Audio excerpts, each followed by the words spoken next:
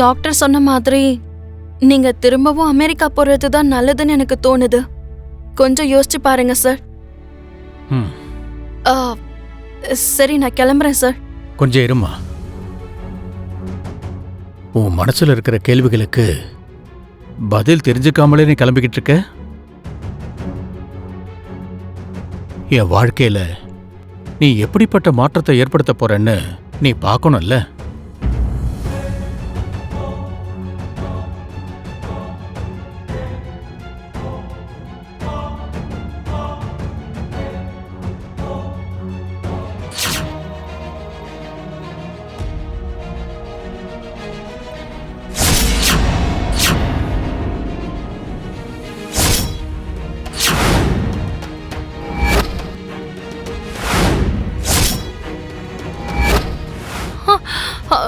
Sir, யார் அந்த பொண்ணு?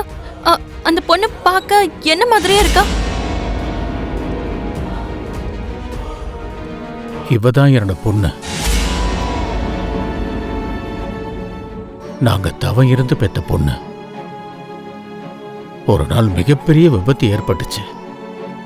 அப்போ நினைவெல்லாம் போய் பெட்ல படுத்தவதான். இவ்வளவு நாளா என் பொண்ண உயிருள்ள பொம்மையா மாத்தி அந்த கடவுள் ஏன் எனக்கு இப்படி ஒரு தண்டனையை கொடுத்தாருன்னு ஒவ்வொரு நாளும் அவர்கிட்ட நான் கேட்டுக்கிட்டு தான் இருப்பேன். அந்த கேள்விக்கு எனக்கு இப்ப வரைக்கும் அவர் பதிலே சொல்லல. ஆனா அந்த எல்லா கேள்விக்கும் பதில் கிடைக்கிறதுக்காகவும் எனக்கு இருக்கிற எல்லா பிரச்சனைகளை தீர்த்து வைக்கிறதுக்காகவும் அந்த ஆண்டவன் உன்னை என்கிட்ட அனுப்பி வச்சிருக்காருன்னு தோணுதுமா. உங்களுக்கு இருக்க பிரச்சனையா?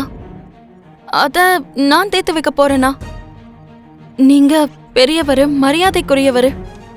உங்களுக்கு அப்படி என்ன பிரச்சனை இருக்க போகுது? அதுவும் அத நான் எப்படி தீர்த்து வைக்க முடியும்? ஆகாய அளவுக்கு உயர்ந்து வளர்ந்த மரத்தை எல்லாரும் அண்ணாந்து பார்ப்பாங்க. அதோட நிழலுக்காக எல்லாரும் அதுகிட்ட தான் போய் நிற்பாங்க. அப்படிங்கிறதுனால அந்த மரம் வலிமையாயிடாது. ஏன் சொல்றேன்னா, அவ்வளோ பெரிய மரத்தை சாய்க்கிறதுக்கு ஏதாவது ஒரு சூறாவளி கண்டிப்பா வந்தே தீரும். அந்த சூறாவளி தான் இப்ப டாக்டர் சொன்ன வார்த்தை. நான் பிசினஸ் பண்ணலான்னு இங்க வந்தா இங்க ஏதேதோ நடந்து நான் உடனே அமெரிக்காவுக்கு போக வேண்டிய நிலைமை வந்துருச்சு.